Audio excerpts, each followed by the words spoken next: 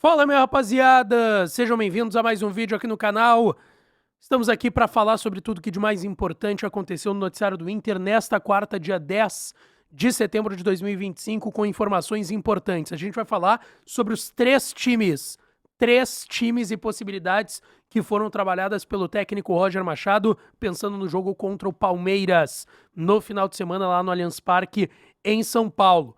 O Inter vai contratar reposição para o Ener Valencia? Vai vir algum atacante? A gente vai falar sobre isso nesse conteúdo. A incomodação do Flamengo com o Internacional. E tem mais pano para manga nessa história dos milhões que são cobrados lá na CNRD pelo rubro-negro carioca ao Colorado. A gente também fala sobre a nova camisa do Inter, que hoje foi oficialmente anunciada, e eu tô mudando de opinião aqui, tá? A camiseta é linda. A gente vai falar sobre isso nesse conteúdo. Antes, não te esquece, deixa o teu like, te inscreve, ativa o sininho das notificações para tu não perder nada por aqui. E é claro que esse conteúdo e todos os outros têm o apoio e a parceria de KTO, kto.bet.br. Vai lá na KTO para brincar, para se divertir. O site é proibido para menores de 18 anos.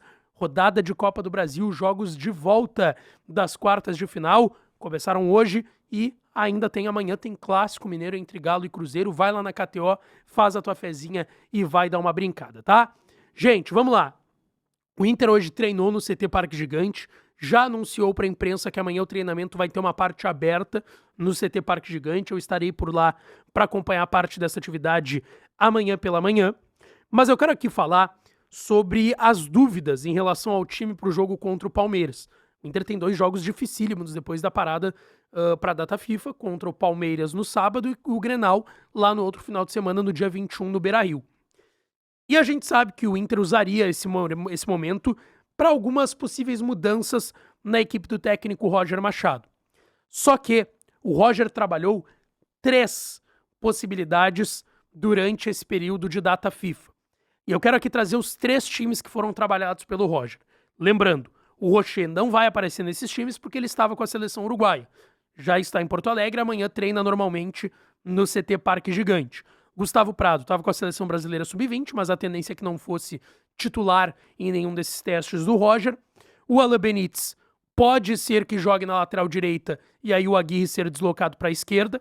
O Alan Benítez, como estava com a seleção paraguaia, o Vitor Gabriel jogou pela esquerda nesses 3 times e nesses treinamentos no CT Parque Gigante. O Aguirre, normalmente, pelo lado direito, como de costume. E tem ainda o Ener Valencia, mas que está sendo negociado.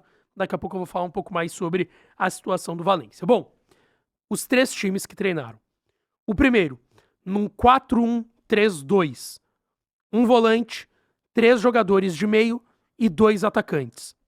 Esse time tinha Antony no gol, Aguirre na lateral direita, Vitão e Juninho a dupla de zaga e o Vitor Gabriel na lateral esquerda. Thiago Maia o primeiro volante, Bruno Henrique como um segundo homem quase meia, Alan Rodrigues pela direita, Carboneiro pela esquerda e na frente Alan Patrick e Ricardo Matias. 4-1-3-2, algo que o Roger já fez, mas que não é tão habitual desse time. O outro time, num 4-3-3, com Antony, Aguirre, Vitão, Juninho e Vitor Gabriel, Thiago Maia, Alan Rodrigues e o Alan Patrick, quase como um terceiro homem de meio, mas também se tornando um meia-meia, como ele joga quando está no 4-2-3-1 do time do Roger. Vitinho numa ponta, Carboneiro na outra e o Ricardo Matias na frente, com os pontas mais próximos do centroavante. E o terceiro time é aquele time que a gente já conhece, 4-2-3-1. Antony, Aguirre, Vitão e Juninho a zaga, Vitor Gabriel na lateral esquerda, no meio, Thiago Maia e Alan Rodrigues uma dupla de volantes, Vitinho, Alan Patrick centralizado e Carboneiro na esquerda, e na frente o Ricardo Matias.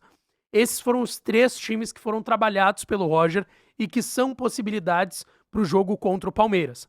Ou seja, a grande dúvida está na defesa, se com o Alan Benítez à disposição voltando da seleção paraguaia, ele vai para a direita e o Aguirre joga improvisado na esquerda, ou se o Roger vai manter o garoto Vitor Gabriel, que foi quem treinou na vaga do Bernabé, que está suspenso para o próximo jogo do Campeonato Brasileiro no final de semana. E lá na frente, se ele vai com 3 volantes, ou, e aí, o Bruno Henrique, ou se ele vai com o Vitinho, e aí, pode ser um 4-3-3, ou até uma outra forma, o 4-2-3-1, que a gente está mais acostumado. Gente, Ener Valencia, tá? Já falei no vídeo de ontem, falei hoje, tá muito próximo de ir pro Pachuca do México. Mas a partir disso a grande dúvida fica, o Inter vai contratar mais um centroavante? Pode chegar alguém aqui para essa vaga do Ener Valencia? O Inter precisa de centroavante? Antes disso, só para lembrar, aperta o botãozinho de inscrever-se, é de graça aqui no canal, faltam aí menos de 40 inscritos pra gente chegar aos 97 mil inscritos aqui no canal, então te inscreve agora. Se tu tá vendo pela televisão, tu pode te inscrever aí direto, é só pegar o controlezinho, apertar ali que aparece o botãozinho de inscrever-se, pelo computador, pelo celular. Tem muita gente que eu vejo aqui, a gente consegue ver pelos números do YouTube, que tem muitas pessoas que assistem sem se inscrever. Então te inscreve aí, dá essa força e deixa o like nesse vídeo, tá? Vamos lá, gente. A informação que eu tenho é que o Inter não deve contratar nenhum centroavante para substituir o Valencia. O Inter tem confiança no Matias, tem confiança no Borré e tem uma terceira via que está surgindo aí nos últimos meses, que é o garoto da base, o Raikkonen, tá? O Inter não deve contratar centroavante, principalmente porque várias janelas já fecharam, tem poucas que ainda estão abertas, e mesmo se fosse contratar no futebol brasileiro, o que ainda é possível, o Inter não vê grandes opções. Então, o Inter está vendo como um alívio de folha salarial, né? Ganhava 1,5 milhão por mês o Ener Valencia, um jogador que não estava indo bem, não estava rendendo, estava entrando pouco, e por conta disso, tá olhando outras possibilidades, pensando só pro ano que vem, quem sabe contratar esse centroavante. Então agora, centroavante não deve vir. Não deve ser uma busca do Inter no mercado de transferências, tá? Vai ficar com o que tem no grupo até o final do ano. A outra situação, perdão, o incômodo do Flamengo com o Internacional. A gente já falou aqui, o Flamengo entrou na CNRD, a Câmara Nacional de Resolução de Disputas, para cobrar o Internacional da dívida pelo Thiago Maia. O Inter ainda não pagou nenhuma das mais de 10 parcelas que tem a pagar para o clube carioca, o que totaliza 4 milhões e meio de euros da compra que foi feita no ano passado do volante que estava no Flamengo. O Flamengo entrou na CNRD, demorou um tempo e na última semana saiu uma condenação ao Internacional. O Inter foi condenado a pagar os 4 milhões e meio de euros, mais 9 milhões e meio de reais de multa por inadimplência do contrato, por não ter cumprido o contrato com o Flamengo, e mais 500 mil em questões processuais, de advogados, enfim, dava mais ou menos 500 mil, então 4 milhões e meio de euros, mais de 20 milhões de reais, mais 10 milhões, que são os 9 milhões e meio de inadimplência, e os 500 mil de custas processuais. O Inter, nas últimas horas, entrou com um recurso na CNRD. O Inter já entrou com esse recurso e, pelo que eu ouvi no bastidor, o grande objetivo de entrar com recurso é: tu entra com recurso e as questões jurídicas são um pouco mais demoradas, mais chatinhas.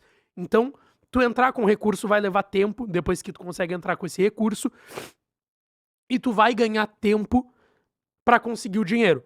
Porque até o recurso ser negado ou aceito, tem um tempo. E nesse tempo, o Inter vai tentar conseguir as primeiras parcelas desse valor, tentar conseguir alguns valores para pagar o Flamengo e acalmar a situação. Só que do outro lado, o Flamengo não tá feliz. O Flamengo tá bem incomodado com isso, tá? O Flamengo tá reclamando em relação a isso. Não tá contente porque sabe que o Inter tá fazendo isso para ganhar tempo. O Flamengo não entende que o Inter tá tentando ganhar tempo para conseguir dinheiro para pagar o Flamengo. O Flamengo acredita que o Inter tá tentando ganhar tempo para não pagar o Flamengo e para só ir postergando mais essa situação. E a gente sabe, o Flamengo é um clube chato porque tem dinheiro, é um dos grandes clubes do futebol brasileiro e dos grandes ricos do futebol brasileiro e vai incomodar até receber alguma parte desse valor do Internacional, tá?